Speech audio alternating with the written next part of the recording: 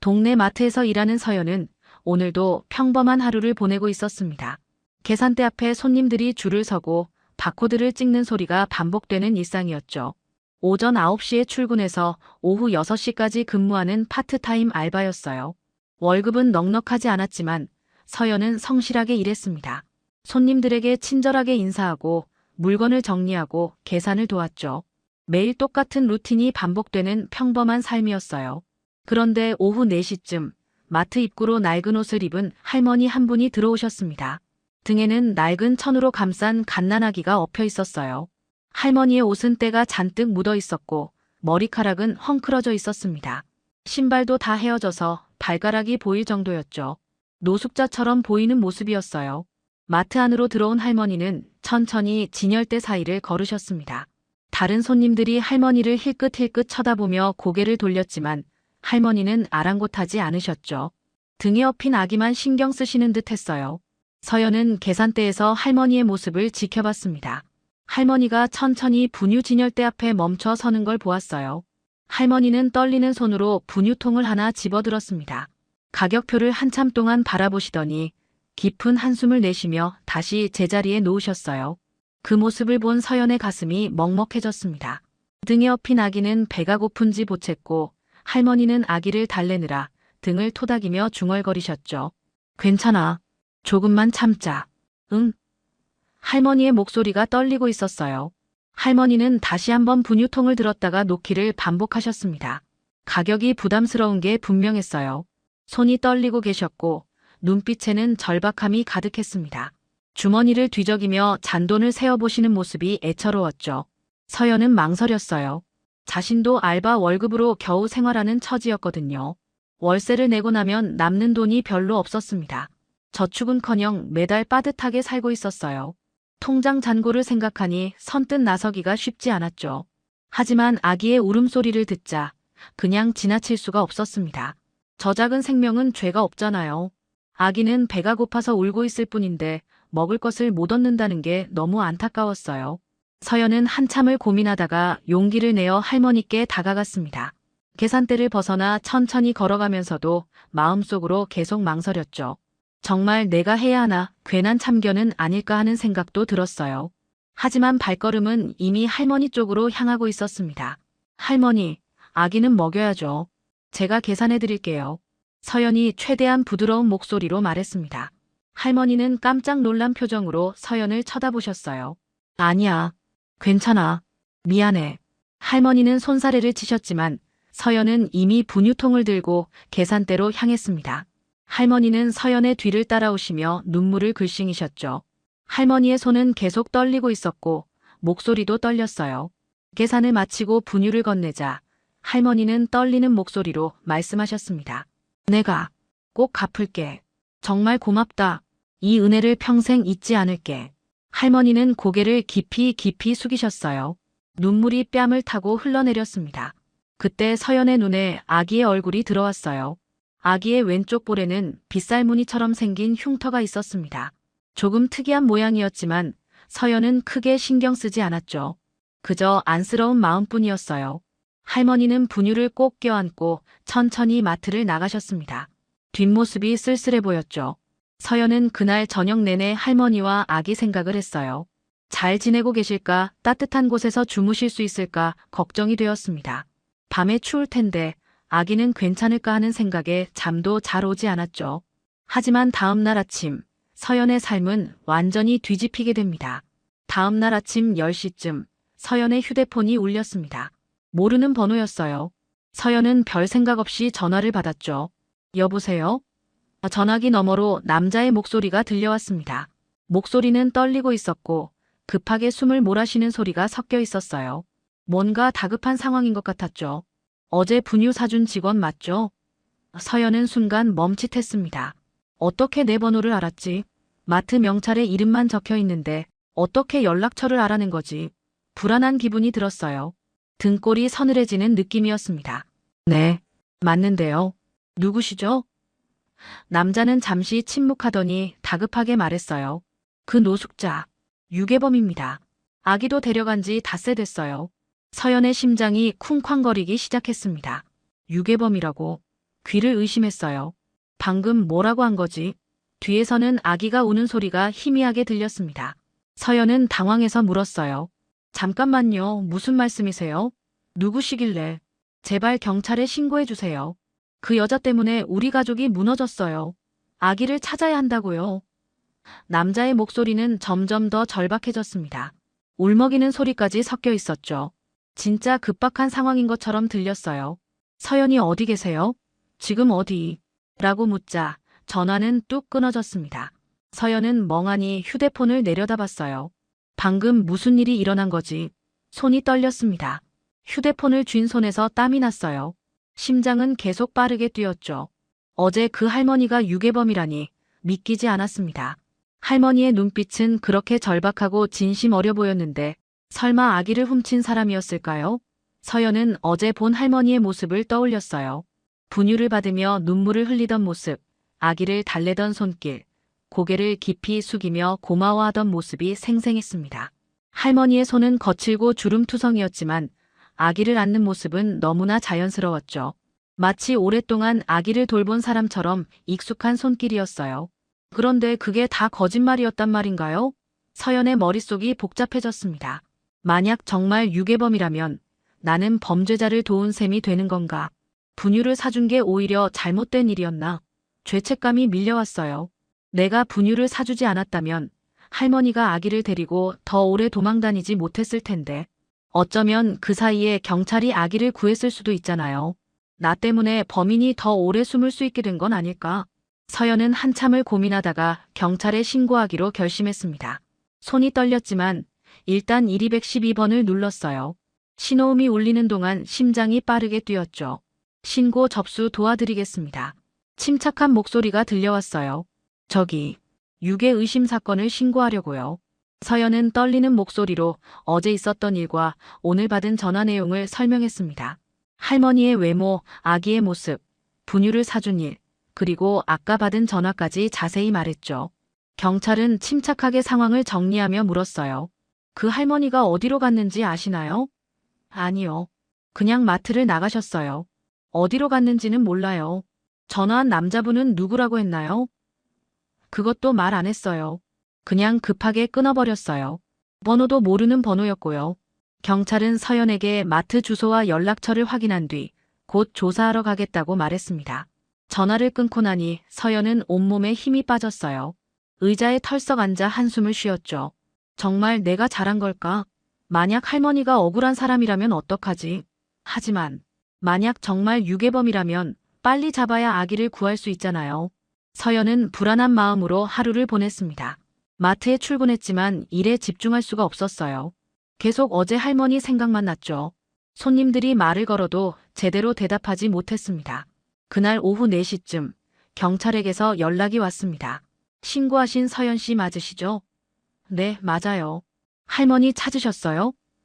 서연은 가슴이 두근거렸어요. 경찰은 잠시 침묵하더니 말했습니다. 저희가 할머니가 있던 근방을 조사했는데요. 할머니는 온데간데 없더군요. 그럼 도망간 건가요? 그게 좀 이상한 점을 발견했습니다. 근처 편의점 CCTV를 확인했는데 정장을 입은 남자가 할머니를 계속 미행하는 장면이 포착됐어요. 서연은 순간 말문이 막혔습니다. 정장 남자? 그게 무슨 뜻이에요? 유괴범이 할머니가 맞다면 왜 정장 차림의 남자가 계속 뒤를 따라다니는 걸까요? 보통 유괴범은 숨어다니기 바쁜데 말이죠. 경찰의 말에 서연은 혼란스러워졌어요. 뭔가 이상했습니다. 유괴범을 누군가 미행한다. 그게 무슨 의미지? 그 남자가 누군지 아세요? 아직 확인 중입니다. CCTV 화질이 좋지 않아서 얼굴은 잘 안 보이는데 고급 양복을 입고 있더군요. 일반인은 아닌 것 같아요. 전화를 끊고 나서 서연은 더욱 불안해졌습니다. 대체 무슨 일이 벌어지고 있는 거지? 할머니가 유괴범이라면서 왜 누군가 미행을 하는 거야? 서연은 계산대에 서서 멍하니 생각에 잠겼어요. 그때 문득 어제 일이 떠올랐습니다. 할머니가 계산대 위에 뭔가를 두고 간 것 같았어요. 서연은 급히 계산대 아래를 뒤졌습니다. 구석에 낡은 보자기가 하나 있었죠. 이게 뭐지? 서연은 조심스럽게 보자기를 펼쳤어요. 그 안에는 몇 가지 물건이 들어 있었습니다. 먼저 눈에 들어온 건 반짝이는 백금 브로치 조각이었어요. 깨진 상태였지만 예사롭지 않은 물건이었죠. 비싼 보석처럼 보였습니다. 서연은 계속 보자기 안을 뒤졌어요.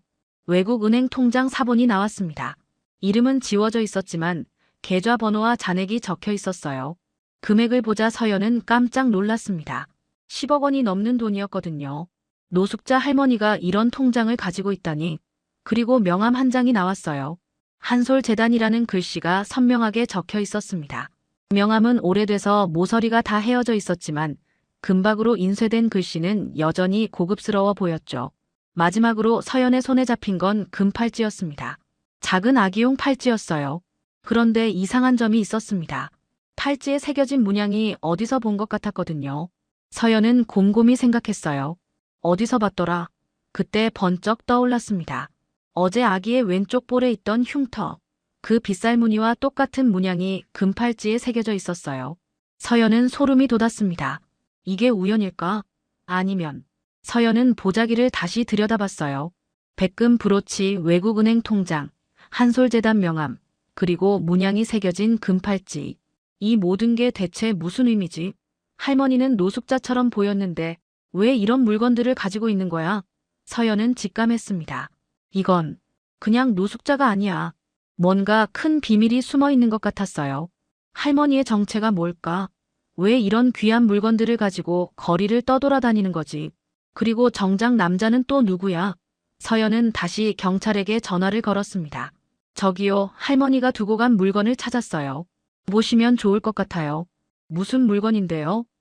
명함이랑 브로치, 통장 사본이요. 그리고 금팔찌도 있어요. 경찰은 곧바로 마트로 오겠다고 했습니다. 서연은 보자기를 소중히 챙겨두었어요. 이 물건들이 할머니의 비밀을 풀 열쇠가 될 것 같았습니다. 30분 후 경찰 2명이 마트에 도착했습니다. 서연은 보자기를 건네며 안에 들어있던 물건들을 하나씩 설명했어요. 이 명함 보세요. 한솔재단이라고 적혀 있어요. 경찰 중 한 명이 명함을 받아들고 자세히 살펴봤습니다. 한솔재단. 어디서 많이 들어본 이름인데. 다른 경찰이 휴대폰을 꺼내 검색하기 시작했어요. 잠시 후 그의 표정이 굳어졌습니다. 이거 큰일인데요. 한솔재단이 국내 30위권 안에 드는 대기업 재단이에요. 네, 대기업이요? 서연도 놀라서 물었죠. 경찰은 휴대폰 화면을 보여주며 설명했습니다. 10여 년 전까지만 해도 엄청난 영향력을 가진 재단이었대요. 건설, 유통, 금융까지 손대지 않은 분야가 없었다고 하네요. 그런데 왜 할머니가 이런 명함을? 서연의 말이 끝나기도 전에 다른 경찰이 금팔찌를 들고 말했습니다. 이 팔찌 좀 보세요. 순금으로 만들어진 것 같은데 여기 문양이 새겨져 있네요. 그 문양이요. 어제 아기 볼에 있던 흉터랑 똑같아요. 서연이 급하게 말했어요. 경찰들은 서로 눈빛을 교환했습니다. 뭔가 심상치 않은 일이 벌어지고 있다는 걸 직감한 듯했죠. 일단 이 물건들을 가져가서 정밀 조사를 해봐야겠습니다. 특히 이 명함과 브로치, 통장 사본을 바탕으로 할머니의 신원을 확인해 볼게요. 경찰들은 증거물을 챙겨 서둘러 마트를 나갔습니다. 서연은 불안한 마음으로 그들을 배웅했어요. 대체 무슨 일이 벌어지고 있는 걸까? 이틀 후 경찰에게서 다시 연락이 왔습니다. 이번엔 목소리가 전혀 달랐어요. 긴장감이 느껴졌죠. 서연 씨, 지금 시간 되시면 경찰서로 한번 와주실 수 있으세요? 중요한 사실을 발견했습니다. 무슨 일인데요? 전화로 말씀드리기엔 내용이 너무 복잡해요. 직접 와주시면 자세히 설명드리겠습니다. 서연은 마트 사장님께 급한 일이 생겼다고 말하고 경찰서로 향했습니다. 경찰서에 도착하자 형사 한 분이 서연을 조사실로 안내했어요. 책상 위에는 여러 서류와 사진들이 펼쳐져 있었습니다. 형사는 의자를 권하며 입을 열었어요. 명함과 브로치를 바탕으로 조사한 결과 충격적인 사실을 알게 됐습니다. 뭔데요? 서연은 숨을 죽이고 물었죠. 그 할머니는 한솔재단 창립자의 장녀입니다. 이름은 한정희. 10여 년 전까지만 해도 재단 이사진 중 한 명이었어요. 할머니가 재벌이었다고요? 서연은 믿을 수 없다는 표정을 지었습니다. 형사는 고개를 끄덕이며 계속 설명했어요. 10여 년 전 한정희 씨는 재단 내부 비리와 횡령을 폭로하려고 했습니다. 그런데 가족들이 오히려 그분을 정신 이상자로 몰아갔어요. 정신 이상자요? 네. 가족들은 한정희 씨를 정신병원에 강제 입원시켰고 법원을 통해 후견인을 지정했습니다. 그리고 모든 재산과 주식을 빼앗아갔죠. 서연은 입을 다물지 못했습니다. 너무 끔찍한 이야기였어요. 형사는 서류를 넘기며 말을 이었습니다. 한정혜 씨는 병원에서 탈출한 뒤 거리로 쫓겨났어요. 집도 돈도 명예도 모두 잃었죠. 그때부터 노숙자 생활을 시작한 겁니다. 그럼 아기는요? 아기는 누구예요? 서연이 급하게 물었어요. 형사는 금팔찌 사진을 서연에게 보여줬습니다. 한정혜 씨에겐 아들이 한 명 있었어요. 그 아들이 이 금팔찌를 차고 있었죠. 그런데 10년 전 화재 사건이 있었습니다. 화재요? 네. 한정혜 씨가 살던 집에 불이 났어요. 공식 기록에는 아들이 그 화재로 사망한 걸로 돼 있습니다. 서연의 가슴이 철렁 내려앉았어요. 형사는 잠시 멈췄다가 다시 말했습니다. 하지만 저희가 조사한 결과 화재 당시 아들은 죽지 않았어요. 누군가 아이를 몰래 빼돌렸습니다. 그럼 그 아기가 맞습니다. 서연 씨가 봤던 그 갓난아기가 바로 한정희 씨의 손자일 가능성이 큽니다. 서연은 머리가 복잡해졌습니다. 할머니가 재벌 가문의 장녀였다니, 그리고 아기가 손자라니. 너무 믿기지 않는 이야기였어요. 형사는 계속해서 설명을 이어갔습니다. 한정희 씨는 10년 동안 아들을 찾아 헤맸어요. 공식적으론 죽은 걸로 처리됐지만 시신을 찾지 못했거든요. 한정희 씨는 아들이 살아있다고 믿었죠. 그럼 정말 살아있었던 거네요? 네. 저희가 확인한 바로는 아들은 화재 직후 누군가에 의해 빼돌려졌고 몇 년 후 결혼해서 아이를 낳았습니다. 바로 서연 씨가 본 그 아기예요. 서연은 어제 본 아기의 얼굴을 떠올렸어요. 왼쪽 볼에 있던 빗살무늬 흉터. 그게 바로 증거였던 거죠. 그 흉터는 뭐예요? 왜 금팔찌 문양이랑 똑같아요? 형사가 오래된 사진 한 장을 꺼내 보여줬습니다. 사진 속엔 젊은 시절의 한정혜 씨와 어린 아들이 함께 있었어요. 아들의 팔에는 금팔찌가 채워져 있었죠. 이 금팔찌는 한솔재단 직계 가족에게만 물려주는 갑오입니다. 대대로 내려오는 전통이죠. 아이가 태어나면 이 문양을 새긴 팔찌를 채워줘요. 그런데 왜 아기 볼에 흉터가? 화재 당시 뜨거운 금팔찌가 아이 피부에 닿아서 생긴 화상 자국입니다. 그래서 문양이 그대로 새겨진 거예요. 서연은 가슴이 먹먹해졌습니다. 얼마나 아팠을까. 그 어린 나이에 화재를 겪고 평생 흉터를 안고 살아야 했다니. 그럼 한정희 할머니는 그 흉터를 보고 손자라는 걸 알아본 거네요. 맞습니다. 할머니는 수년 동안 거리를 떠돌며 손자를 찾았어요. 그러다 우연히 그 아기를 발견한 겁니다. 형사는 다른 서류를 펼쳤어요. 그런데 여기서 더 큰 문제가 있습니다. 아기의 아버지, 그러니까 한정희 씨의 아들은 석 달 전에 의문의 교통사고로 사망했어요. 교통사고요? 네. 겉으로는 사고처럼 보이지만 정황상 의심스러운 점이 많습니다. 브레이크 고장이었는데 정비 기록을 확인해 보니 누군가 조작한 흔적이 있었거든요. 서연은 점점 더 이야기가 복잡해지는 걸 느꼈어요. 형사가 말을 이었습니다. 아들이 죽고 나서 아기는 어머니와 함께 살았어요. 그런데 어머니마저 한 달 전에 갑자기 실종됐습니다. 실종이요? 네. 경찰에 신고도 들어왔었어요. 하지만 찾지 못했죠. 그리고 아기만 남겨진 겁니다. 서연은 이제 조금씩 퍼즐이 맞춰지는 느낌이었어요. 그럼 할머니가 아기를 데리고 있었던 건 유괴가 아니라 보호하려던 거였을 겁니다. 할머니는 아들도 잃고 며느리도 잃었어요. 이제 남은 건 손자뿐이었죠. 그래서 아기를 데리고 도망친 겁니다.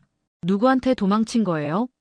형사는 잠시 침묵하더니 무거운 목소리로 말했어요. 재단 내부 인물일 가능성이 큽니다. 한정혜 씨가 사라지고 나서 재단 후계 구도가 바뀌었거든요. 원래는 한정혜 씨의 아들이 1순위 후계자였어요. 그럼 누군가 후계권을 빼앗으려고. 그렇습니다. 아들을 제거하고 며느리를 없애고 이제 마지막 남은 손자까지 없애려는 거죠. 그래야 완전히 후계 라인이 끊기니까요. 서연은 소름이 돋았습니다.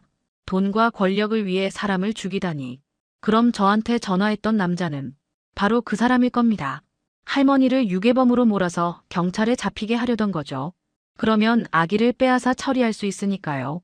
서연은 자신도 모르게 그 계획에 휘말렸다는 걸 깨달았어요.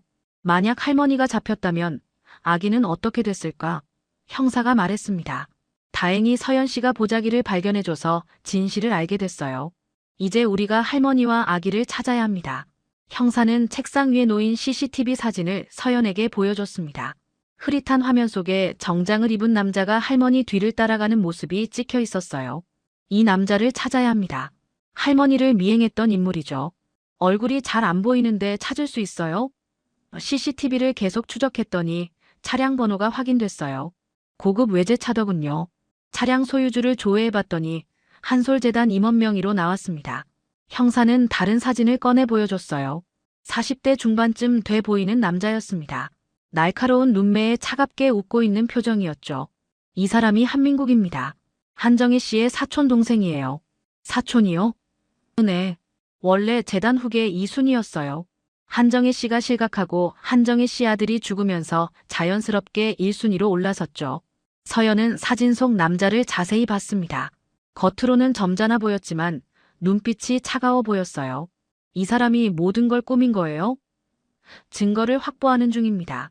일단 참고인 조사 명목으로 불러드렸어요. 곧 도착할 겁니다. 형사의 말이 끝나기 무섭게 조사실 문이 열렸습니다.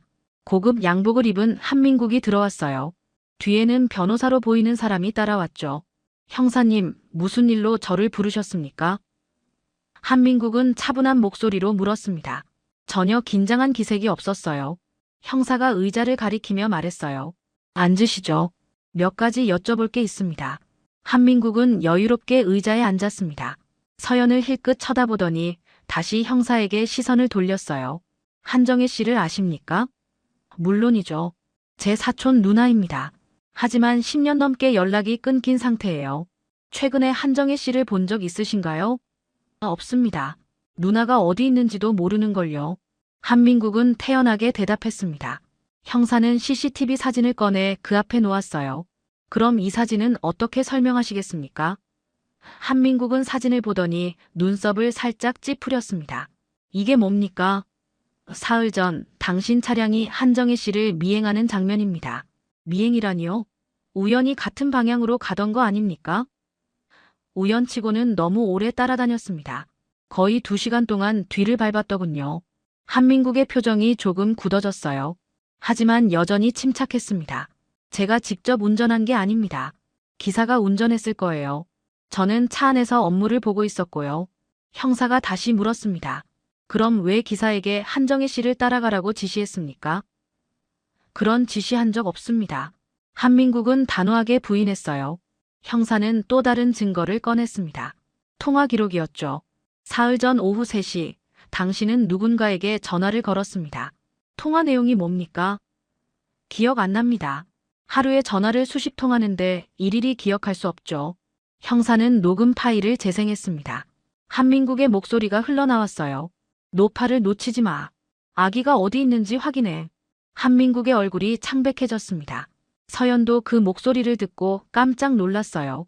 바로 자신에게 전화했던 그 목소리였거든요. 형사가 다그쳤습니다. 이제 설명해 보시죠. 왜 한정희 씨를 미행했습니까? 왜 아기를 찾으려 했습니까? 한민국은 한참 동안 침묵했습니다. 옆에 앉은 변호사가 뭔가 말하려 했지만 한민국이 손으로 제지했어요. 그리고 깊은 한숨을 내쉬며 입을 열었습니다. 좋습니다. 말하죠. 형사와 서연은 긴장한 채로 그의 말을 기다렸어요. 한민국은 차가운 눈빛으로 형사를 바라보며 말했습니다. 그 노파가 살아있는 한 재단 후계권은 불안정합니다. 언젠가 돌아와서 모든 걸 뒤집을 수도 있으니까요. 그래서 제거하려 했다는 겁니까? 제거라니요. 그저 적절한 곳에 보호하려던 겁니다. 정신병원 같은 곳에 말이죠. 서연은 분노가 치밀어 올랐습니다. 보호라니, 그게 보호인가요? 형사가 다시 물었어요. 그럼 손자는요? 아기는 왜 찾으려 했습니까? 한민국은 잠시 망설이더니 대답했습니다. 손자까지 없애야 후계 구도가 완전히 정리되니까요. 한민국의 고백에 조사실 안이 순간 얼어붙었습니다. 서연은 믿을 수 없다는 표정으로 그를 쳐다봤어요. 저렇게 태연하게 살인 계획을 말할 수 있다니. 형사가 목소리를 높였습니다. 지금 당신이 무슨 말을 하는지 알고 있습니까? 살인 교사를 자백하는 겁니까? 한민국은 비웃듯 웃었어요. 증거가 있습니까? 제가 실제로 뭘 했나요? 그냥 생각을 말했을 뿐입니다. 옆에 앉은 변호사가 끼어들었습니다. 의뢰인은 더 이상 진술하지 않겠습니다. 구속영장 없이는 더 이상 조사에 응할 수 없어요. 형사는 이를 악물었습니다. 한정혜 씨 아들의 교통사고, 며느리의 실종. 이 모든 게 당신 짓 아닙니까? 증명할 수 있습니까?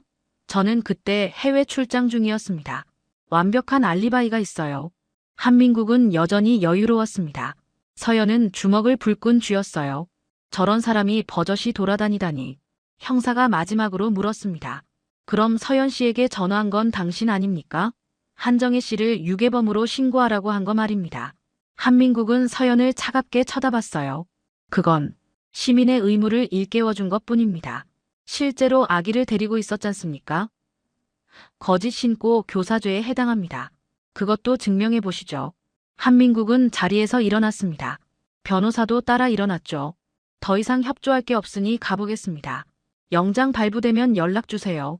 두 사람이 조사실을 나가자 형사는 책상을 주먹으로 쳤습니다. 젠장, 증거가 부족해요. 서연이 조심스럽게 물었어요. 정말 저 사람을 못 잡는 건가요? 지금 당장은 어렵습니다.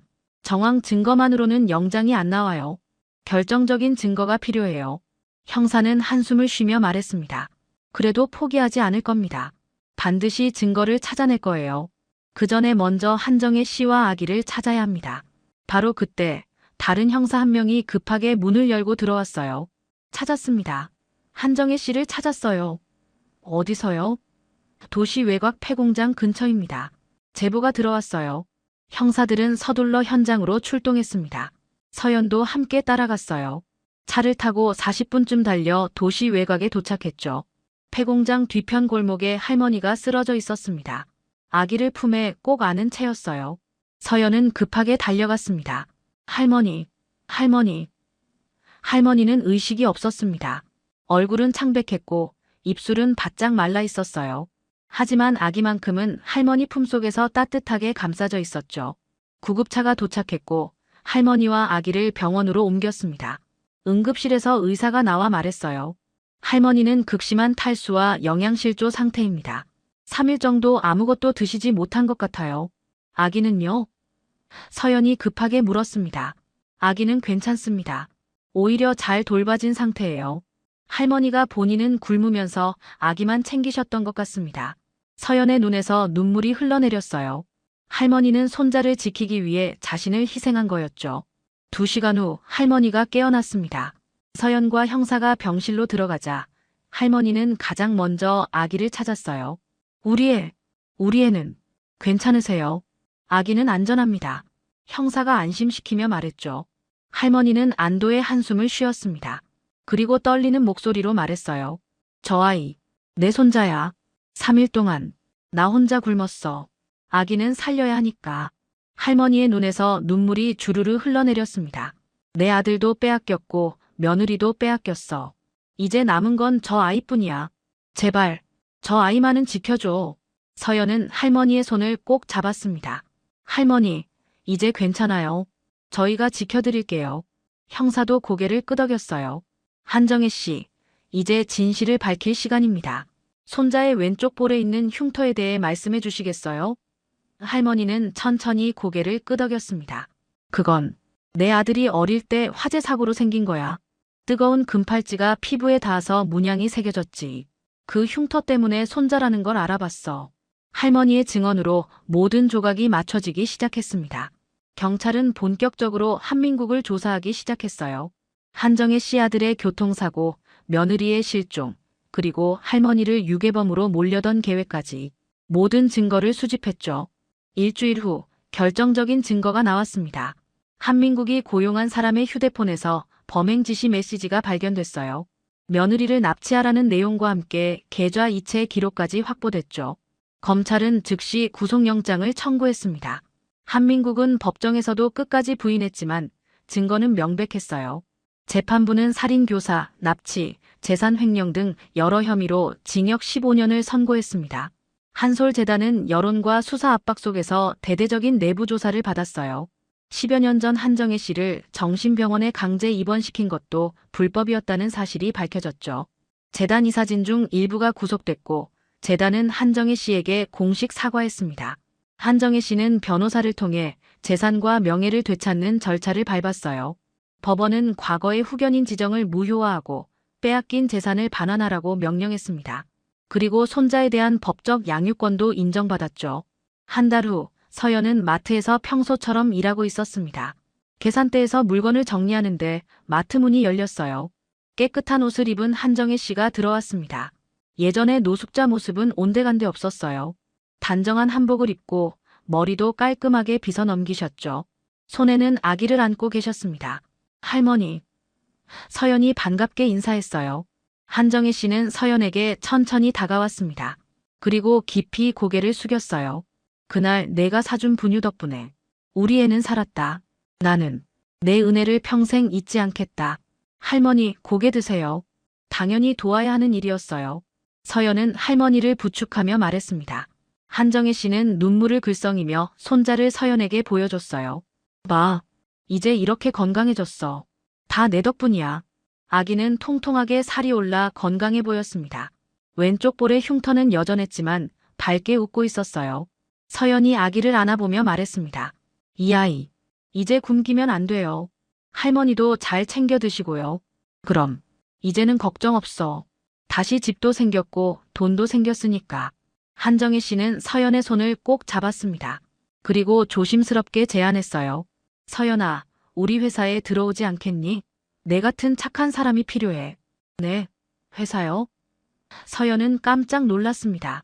그래, 한솔재단 복지사업부에서 일했으면 좋겠어. 너처럼 따뜻한 마음을 가진 사람이 어려운 사람들을 도와야 해.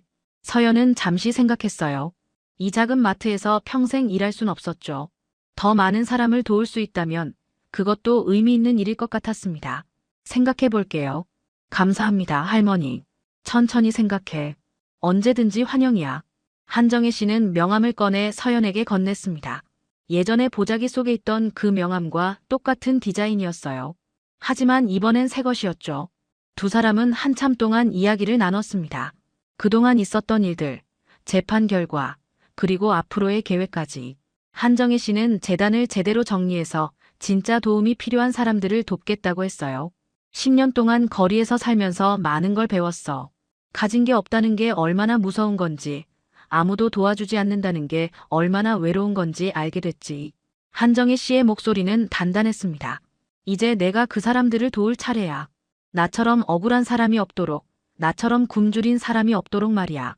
서연은 고개를 끄덕였어요. 할머니의 눈빛에는 확고한 의지가 담겨 있었습니다. 한정혜 씨가 마트를 나가기 전 마지막으로 말했습니다. 서연아, 너 같은 사람이 있어서 세상이 아직 살만해. 고마워. 정말 고마워. 천만에요, 할머니. 아기 건강하게 키우세요. 서연은 손을 흔들며 배웅했습니다. 할머니가 탄 고급 승용차가 천천히 마트 앞을 떠났어요. 서연은 명함을 내려다보며 미소 지었습니다. 작은 선행이 이렇게 큰 변화를 만들 줄은 몰랐어요. 그날 분유 한 통이 한 생명을 살렸고 진실을 밝히는 계기가 됐죠. 서연은 다시 계산대로 돌아갔습니다. 오늘도 평범한 하루가 이어질 거예요. 하지만 이제 서연은 알고 있었습니다. 작은 친절이 누군가의 인생을 바꿀 수 있다는 걸 말이죠.